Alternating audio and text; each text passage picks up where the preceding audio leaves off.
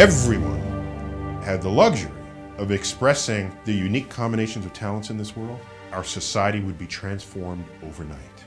I've had several people come up to me and said, "What can I do to be you?" The only aspect of me that's really doable is I can tell you what my academic pedigree is and what I did as a kid and what things interested me. But what I do day to day is not the fulfillment of some pre-existing job description. It's just things that I took interest in on my own that the general public happen to also appreciate or like or want access to. You have to create what it is that you do best that layers onto the formal training that may be behind it. I think the greatest of people that have ever been in society, they were never versions of someone else. They were themselves. You don't think about Michael Jordan, the basketball player, and say, "Oh, he was just like this other player." No. You don't even say he was like this player plus that player divided by 2 plus this. No. He's Michael Jordan. I think the greatest of people in society carved niches that represented the unique expression of their combinations of talents. And if everyone had the luxury of expressing the unique combinations of talents in this world, our society would be transformed overnight. It's the great tragedy. People employed in ways that don't fully tap everything they do best in life. I'm privileged and I don't take a day for granted on the job.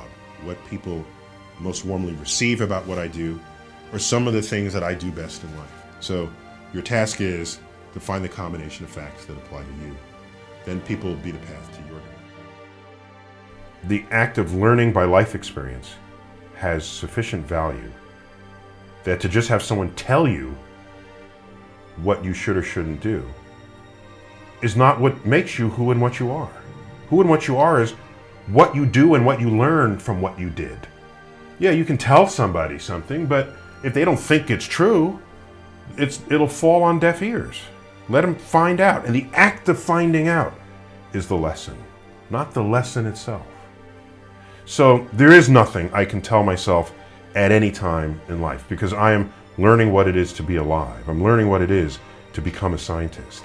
I'm learning what it is when people treat me one way or another because they presume I should be an athlete rather than a scientist. That's life experience that feeds what I am today. Even if I'm steeped in ignorance at some point in my life, and then that gets figured out because I visit someplace or I read a book, that's life experience. Okay. You can't just tell someone that. You know what it reminds me of? The immigrant who comes to America.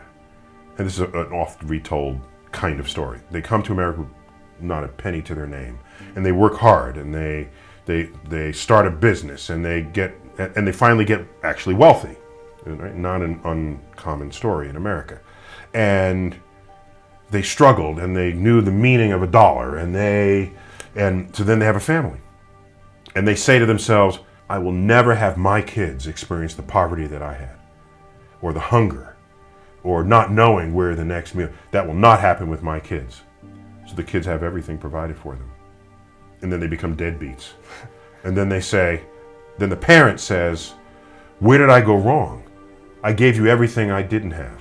It's the fact that you started with nothing, gave you the work ethic to become who you are. So to turn around and say, "Now I'm going to change all that for my kids," of course, you don't want your kids to go hungry so that they become somebody like you. But just don't presume that your latter day knowledge, your latter day wealth, if introduced into a next generation as advice or as a handout, will create the person that you are. In fact, it can circumvent it. It can derail that pathway. As they say, that which doesn't kill you makes you stronger. And so you can be right and say, "Oh, I have this plan, let's just do this." If you can't implement it, you're just talking. You can say things that sound nice, and if people can cheer you on, but if you don't have a strategy to make it happen, you have the power to create meaning in your life rather than passively look for it. So for me, I create the meaning. And meaning to me is, do I know more about the world today than I did yesterday? that enhances meaning for me. And if that accumulates and accrues daily, in a month you know way more than you did than just that day later, so that you continue to grow. Have I, by whatever powers I have available to me, have I lessened the suffering of others? Or the corollary to that would be, have I enhanced the life of others? They're related. And I don't mean, have I devoted the whole day to doing that? Then I would be ignoring myself. But if there's some small gesture that I can do that can completely add value to someone's life, I'm gonna do it. Because the leveraging of 10 minutes of my life into the happiness or enlightenment or the reduced suffering of someone else, I'd be irresponsible if I did not. A path, that's why as I did my hand gestures, there's somebody in my way and I want to get there. I can't just say, you gotta let me through. I have a good idea. No, that's not good enough. I can't say you're being racist, that's not, you gotta navigate it. I think high school, that's where you learn how to deal with difficult people. There's not a single high school movie that doesn't show the angst of the cliques that have formed and what the relationships are that they have to one another. It's this microcosm of real stuff that goes on in the real world. There are beautiful people and they will get jobs you're not gonna get, okay? There are people who are nasty. You're gonna have to navigate them. There are people who you cannot interact with for whatever reason or another. They're gonna be in the cubicle next to you in your workplace.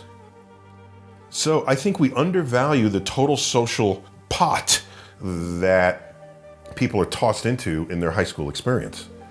They want to say, oh, I could have learned more, but I had to deal with all these people. Hey, having to deal with all these people is now in your portfolio. For when you're in the workplace, you've got it. And research continually shows that the people who ascend to manager level and beyond, they know how to interact with, have high social, EQ, emotional quotient. That's some vision statement. And they have grit. Okay, they got knocked down, they stood back up, they tried another way, they got knocked down again, then they were successful, either measured by wealth or influence or just joy in their life's passions. For me, what I do for the public is almost 80+% of it is driven by duty, not by ambition. What gives you the sense of duty? Because I can do something. And if I can do it better than others, and it's for a greater good in society, I would be irresponsible if I did not.